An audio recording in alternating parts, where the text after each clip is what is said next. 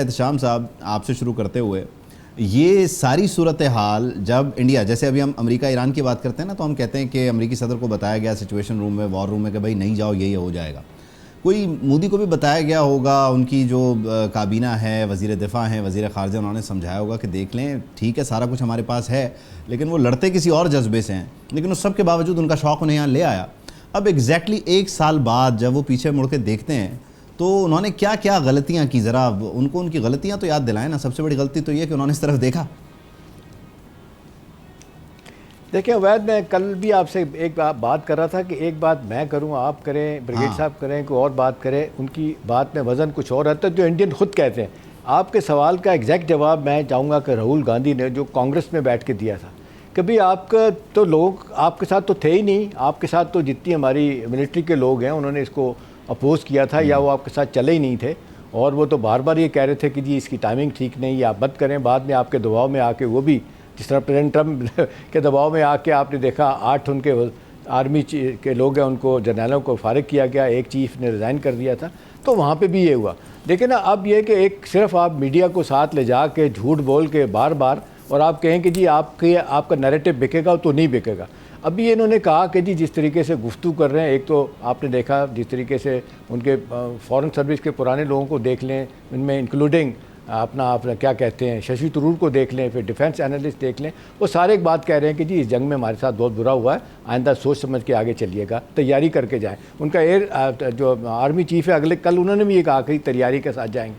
اب دیکھیں بڑے کہتے ہیں کہ جی اب سندور جاری ہے, لوگ ہمارے D G I S P R صحیح کہتے ہیں کہ جی سندور جو ہے وہ جاری, جس کو سو کال 2.0 کہتے ہیں, وہ کہتے ہیں جاری کیا ہے, ویسے تو مار کھائی ہے, یہ اپنی پراکسیز کے ذریعے دہشت گردی کروائے ہیں, اور پاکستان میں جس طریقے سے در اندازی کرواتے ہیں وہ ایک پہلے سے زیادہ صورت میں وہ کروا رہے ہیں. اس کی وجہ ہے کہ وہ جو ہزیمت ان کو اٹھانی پڑی ہے شاید وہ اس کا جواب ان کے پاس نہیں ہے.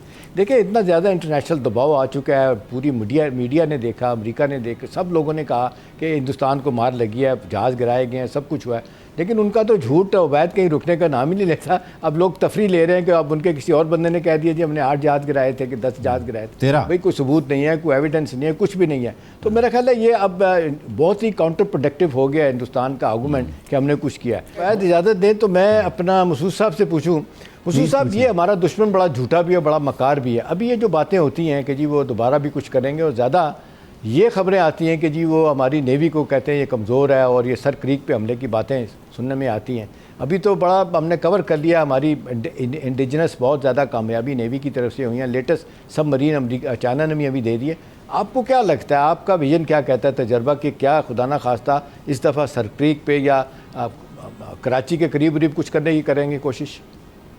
ابھی سر دیکھیں, ابھی چند مہینے پہلے وہاں تو انہوں نے ایک بڑی میسو ایکسرسائز کی جس میں تینوں سروسز انوالو تھے, ایمفیبیس فورس بھی ان کے شامل تھے, ان کے INS وکرانت بھی اس طرف موو کر رہا تھا سر. تو انہوں نے ایک میسیج دیا کہ ہم یہ کر سکتے ہیں, لیکن ہم نے بھی اپنی تیاری کر کے وہاں بیٹھے ہوئے تھے.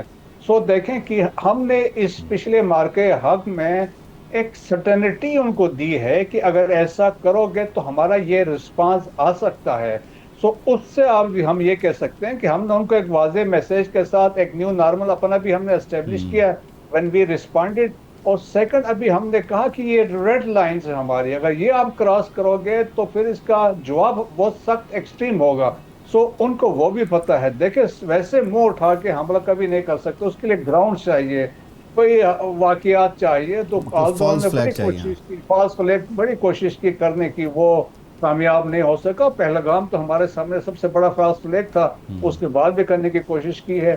لیکن سٹل دیکھیں ہم دشمن کو انڈر اسٹیمیٹ کبھی بھی نہیں کرتے ہیں, اور قرآن میں بھی یہ ہے کہ ٹیک یور پریکاشن اور میک ریڈی یور اسٹرینتھ. تو ہم اس پوائنٹ آف ویو سے تیاریاں ہیں, اور پاکستان نے بھی بہت زبردست تیاری میں ہے.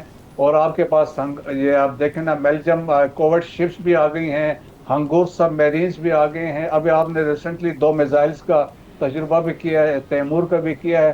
تو تیمور بھی ویسے ان کا بڑا انڈیا کے لیے میسیج ہوگا. تیمور نارتھ سے انڈیا میں داخل ہوا اور اس میں ایک چیز بڑی امپورٹنٹ یہ بھی ہوئی بریگیڈیئر صاحب, جو آپ بات کریں, میں چاہوں گا احتشام صاحب اس پہ ذرا کوئکلی رسپونڈ کریں, پھر ایک بہت ہی ٹیکنیکل سوال آپ کی طرف میں نے لے کر دوبارہ آنا ہے.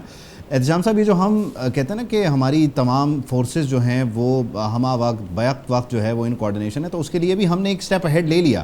وہ جو ہم نے CDF کوارٹرز کے ذریعے سارے معاملے کو اور وہ سارا کچھ جو ہے وہ سینٹرلائز کر دیا, اس سے بھی آئندہ آنے والے دنوں کے لیے ہماری جو تیاری ہے وہ بڑا کلیئر پتہ چلتی ہے انڈیا کو, کہ سوچیں گے تو پھر وہ ایک ہی بندہ ہے جس نے ڈیسائیڈ کرنا, اور وہ کیا ڈیسائیڈ کرے گا آپ کو پتہ ہے.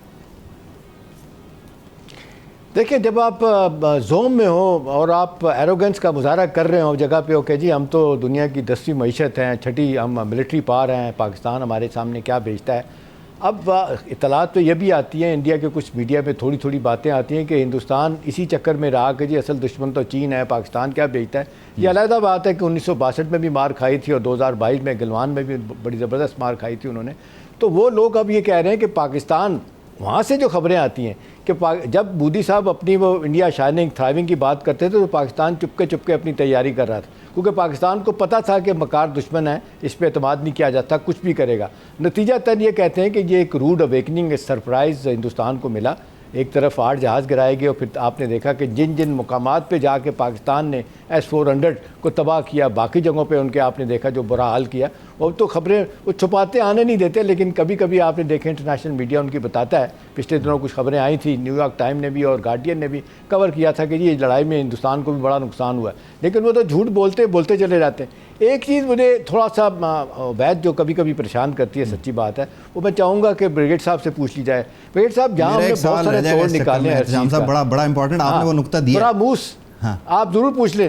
ساتھ یہ بھی پوچھ لیں کہ جو ہندوستان کا ایج کہتے ہیں براموس میزائل ہے, ہمارے پاس وہ ابھی ٹیکنالوجی ابھی نہیں آئی. کب تک, کچھ لوگوں کا خیال ہے 1 سال تک ہم وہ بنا لیں گے اس کے توڑ کے مقابلے میں, کیسے دیکھتے ہیں؟ اچھا اسی میں آپ عبید اپنا سوال کر بریگیڈی صاحب, اس میں بنیادی طور پہ میں یہ پوچھ رہا ہوں کہ 2019 جب ہوا, جب ہم نے ابھینندن کو پکڑا اور سارا کچھ, وہ کہتے تھے کہ مگ جو ہیں وہ اتنے فلی فنکشنل نہیں ہیں, پھر انہوں نے رافیل انکلوڈ کر لیے. اب بیسکلی تو گیم ساری وہ ڈاگ فائٹ کی آ گئی ہے, بلکہ آپ PL-15 کے ذریعے 300 کلومیٹر یا اس سے پلس پہ بھی رہتے ہوئے ٹارگٹ کر رہے ہیں. انڈیا کے پاس اب آئندہ کے لیے کیا جواز ہوگا, یا ایسی کون سی ٹیکنالوجی دنیا میں رہ گئی ہے جسے وہ ایکسپلور کرنا چاہے گا اگلی بار یہاں پہ آ کے یہ کوئی مس ایڈونچر کرنے کے لیے؟ یہ دونوں سوال ملا کے یہ میں آپ کے دوسرے سے سٹارٹ کرتا ہوں. دیکھیں کہ جو پاکستان نے جو گیم چینجر پاکستان کا تھا, that was operating in multi domain operations کے اندر. جو کنسپٹ پاکستان ایئر فورس نے جس نے انٹروڈیوس کروایا, اس پہ دیکھیں کہ وہ بریگیڈیئر جنرل کیمٹ سے واشنگٹن ٹائمز انہوں نے آرٹیکل لکھا, تو انہوں نے کہا کہ پاکستان کا جو فوکس رہا ہے اس پوری جنگ میں, انہوں نے کہا کہ ایک تو وہ اسٹریٹجک فوکس تھا ان کا, ملٹری ڈسپلن بھی تھا, اور اس کے علاوہ انہوں نے کہا کہ ایسیمیٹرک کیپیبلٹیز پاکستان نے جس طریقے سے ڈیمانسٹریٹ کی. سو آپ نے دیکھیں فار دی فرسٹ ٹائم دنیا نے دیکھا کہ جس طرح انٹیگریشن کی گئی ہے. آپ دیکھیں جو جہاز میں پائلٹ تھا اس کا رابطہ سیٹلائٹ کے ساتھ, سیٹلائٹ سے آگے الیکٹرانک وارفیئر کے ساتھ رابطہ, ایواکس کے ساتھ کنیکشن, اور اس کے ساتھ ساتھ جو سائبر کے ساتھ لنک تھا, اور نیچے گراؤنڈ کمانڈ سینٹرز کے ساتھ لنک تھا. سو ریئل ٹائم انٹیلیجنس اور انفارمیشن پائلٹ کو بھی جا رہی تھی, فیڈ کر رہے تھے, اور at the same time cyber والے جو تھے وہ وہاں پہ ان کو اگلوں کو پیرالائز کر رہے تھے. سو ایک نیا کنسپٹ ملٹی ڈومین تھا. اچھا اس بیچ مجھے مصدق صاحب نے بھی جوائن کر لیا. مصدق ملک صاحب بہت شکریہ آپ کے وقت کا. احتشام الحق صاحب ہمارے ساتھ موجود ہیں, بریگیڈیئر ریٹائرڈ مسعود احمد خان صاحب بھی ہمارے ساتھ موجود ہیں. بنیادی طور پر 1 سال گزر گیا, اور اس 1 سال میں ہماری جو سفارتی کامیابیاں ہیں دنیا اس کے گن گا رہی ہے, اور ہم ظاہر ہے وہ جو انڈیا کہتا تھا آئسولیشن ہے, وہ آئسولیشن کو بہت پیچھے چھوڑ کے ہم کہاں آج سینٹر سٹیج پر کھڑے ہیں. ایگزیکٹلی اب آپ جب مئی 2026 سے پیچھے مڑ کے مئی 2025 کی طرف دیکھتے ہیں تو اس 1 سال کا آپ کا ریکیپ کیا ہے, ہمارا ٹیک اوے کیا ہے ایگزیکٹلی؟ جی سب سے بڑا ٹیک اوے تو یہ کہ جو 2026 ہے اس کی بنیادی وجہ ہماری 2025 کی کامیابی ہے, کیونکہ کمزور آدمی کی, کمزور ملک کی کوئی آواز نہیں سنتا. تو پہلے تو یہ بات ثابت ہو گئی پوری دنیا پر کہ پاکستان ناقابل تسخیر ہے. اس کے لیے میں اپنی فوج کو, فیلڈ مارشل کو, اور تمام جو ہماری فضائیہ ہے یا بحریہ ہے یا آرمڈ فورسز ہیں, ان سب کو مبارکباد دیتا ہوں, کیونکہ وہ جو کامیابی ہمیں مارکہ حق میں ہوئی اسی سے دنیا کو یہ یقین آیا کہ جو بھی ہم بات کر رہے ہیں, اگر کمزور آدمی امن کی بات کرے جیسا کہ ہم اب بات کر رہے ہیں تو ایسے لگتا ہے غالباً ڈر کے کر رہا ہے, مگر جب آپ یہ ثابت کر دیں دنیا پہ کہ آپ اپنے ملک کے لیے جان قربان کرنے کو تیار ہیں اور آپ کا ملک ناقابل تسخیر ہے, اس کے بعد اگر آپ امن کی بات کریں تو سب کو یہ یقین ہوتا ہے کہ آپ حقیقت میں امن چاہتے ہیں. تو آپ کو یاد ہوگا کہ بھارت نے بڑی دیر تک یہ واویلا مچایا کہ ہم نیٹ سیکیورٹی پرووائڈر ہیں. تو پچھلے سال تو ہم نے یہ ثابت کر دیا کہ وہ نہیں، ہم نیٹ سیکیورٹی پرووائڈر. اس سال ہم نے یہ ثابت کیا 2026 میں کہ ہم نیٹ سیکیورٹی پرووائڈر نہیں ہیں، صرف ہم تو نیٹ پیس پرووائڈر ہیں اس ریجن کے. تو اس وقت پوری دنیا میں جہاں امن کی بات ہوتی ہے وہاں پاکستان کی بات ہوتی ہے. سوری مارکا ایک کی جو ملک صاحب آپ نے بات کی، ابھی دیکھیں جس طریقے سے انٹرنیشنل سطح پہ، سفارتی سطح پہ، ملٹری کے سطح پہ، سیاسی سطح پہ ہندوستان کا نیریٹو نہیں بکا. ساری دنیا کہتی ہے کہ جی آپ جھوٹ بولتے رہیں، دہشت گردی کے الزامات لگاتے رہیں. اب یہ واضح اٹھ رہی ہیں ملک صاحب ایون ہندوستان میں بھی کہ وقت آ گیا ہے کہ مودی سرکار کو انگیج کرنا چاہیے پاکستان کے ساتھ. ان کو اس کا بڑا نقصان ہوا ہے. آپ کو لگتا ہے، میں اگر آپ سے پوچھوں ملک صاحب، آپ کا ذہن کیا کہتا ہے کہ انگیج کریں گے یا وہی ریٹرک ان کا رہے گا کہ جی ہم نہیں چھوڑیں گے، ماریں گے، یہ کریں گے؟ دیکھیے، ہم تو ہمیشہ سے یہ چاہتے ہیں کہ خطے میں امن قائم ہو، اور ہمارے ملک کے غریب لوگ ہیں، ان کی خدمت کرنا ہم پہ فرض ہے. لیکن ہمیں بھارت یا کسی بھی اور نیبر، افغانستان ہو، بھارت ہو، ایران ہو، وہاں کے غریب لوگوں کے اوپر اگر کوئی صعوبت آئے تو ہمیں کوئی خوشی تو نہیں ہے. ہم تو یہ چاہتے ہیں کہ پوری دنیا سے یہ دکھ درد ختم ہو، غربت ختم ہو، اور ہم آگے بڑھیں. اب بات یہ ہے کہ ہمارا موقف یہ ہے کہ ہم امن کی ضرور بات کریں گے، مگر اس صورت کریں گے جب اس میں کشمیر کا حل بھی نکلے. یہ ایک پیوٹل بات ہے، سینٹرل بات ہے، جس پہ یونائٹڈ نیشنز بھی موقف اپنا دے چکی ہے، موقف پہ ڈٹے ہوئے ہیں. ہم بات کرنے کو تیار ہیں، مگر اس میں ایک ہولسٹک ڈائلاگ میں کشمیر کی بھی بات ہوگی. بھارت کی طرف سے جب تک یہ ہندوتوا کا جو نئی ان کی ڈاکٹرین ہے، میں اسے بھوت تو نہیں کروں گا، کہوں گا ہے وہ بھوت ہی، لیکن کہوں گا اس وجہ سے نہیں کہ وہ تھوڑا سا معیوب لگتا ہے. مگر یہ ہندوتوا جو ہے، یہ جب تک پہلے تو اپنی ہی مائنورٹیز کا استحصال کر رہے ہیں، اس میں مسلمان اور بالخصوص کشمیری جو ہیں سب سے آگے ہیں. جس طرح انہوں نے اندھا دھند گولیاں برسائیں اپنے سٹیزنز پہ بھی اور کشمیریوں پر بھی، وہ دنیا سے کوئی ڈھکی چھپی ہے. جو انہوں نے گجرات میں کیا، وہ کیا پوری دنیا نے نہیں دیکھا؟ کس طرح لوگوں کی گردنیں کاٹی گئیں، کس طرح لوگوں کی جانیں ضائع ہوئیں، کس طرح لوگوں کے مکانات جو ہیں مسمار کیے گئے، کس طرح مساجد کو گرایا گیا، شہید کیا گیا. تو یہ ساری دنیا نے دیکھا. اب ان کا شاید خیال یہ تھا کہ اگر اپنے ملک میں وہ اس طرح کی ہیجمونک پرنسپل یا ڈاکٹرین کو امپلیمنٹ کر رہے ہیں تو ہو سکتا ہے خطے میں بھی کر پائیں، اور شاید کر بھی جاتے اگر پاکستان نہ ہوتا. مگر جب تک پاکستان موجود ہے، جب تک پاکستان کی فوج موجود ہے، اور جب تک آپ نے جیسے دیکھا کہ جب بھی مشکل وقت آتا ہے، ہمارے آپس کے بے شمار جھگڑے ہوتے ہیں، سارا دن ہم لے دے کرتے ہیں، مگر جب مارکا حق شروع ہوا تو آپ نے دیکھا نہ کوئی پنجابی رہا، نہ سندھی رہا، نہ بلوچ رہا، نہ پٹھان رہا، صرف پاکستانی رہ گئے. تو جب تک پاکستان کی یہ ذیل قائم رہے گی تب تک پاکستان تو ناقابل تسخیر ہے. اب انہیں ہوش کرنا چاہیے. ان کے لیے بھی امن اتنا ہی بہتر ہے جتنا ہم باقی دنیا کے لیے. تو اگر وہ امن کی بات کرنا چاہیں، ویسے میرا خیال ہے جب تک یہ ہندوتوا کی ڈاکٹرین ڈیفیٹ نہیں ہوتی غالباً وہ ہوش کے ناخن نہیں کریں گے.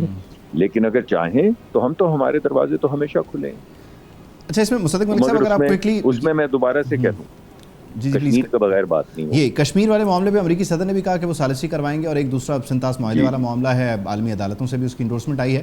اب ایگزیکٹلی اس پرٹیکولر ڈائریکشن میں ہم کیا پلان کر رہے ہیں، کس طرح اس کو لے کر چل رہے ہیں؟ آل دو بیچ میں بہت کچھ ہوا، اسرائیل، غزہ، دین امریکہ، ایران، لیکن جب یہ سب سیٹل ڈاؤن ہوتا ہے تو کشمیر ثالثی پہ ہم کس طرح سے پرسو کریں واشنگٹن کو؟ دیکھیے، ہم تو اپنا مقدمہ لے کر جاتے جائیں گے. ہر دفعہ آپ نے دیکھا ہے کوئی بھی حکومت ہو، جب ہم یونائٹڈ نیشنز میں جاتے ہیں، دنیا کی ہر فورم پہ ہم جاتے ہیں، تو ہم پاکستان اور کشمیر کی زبان ایک ہی سانس میں. سبسکرائب کریں اور بیل دبائیں تاکہ کوئی خبر رہ نہ جائے.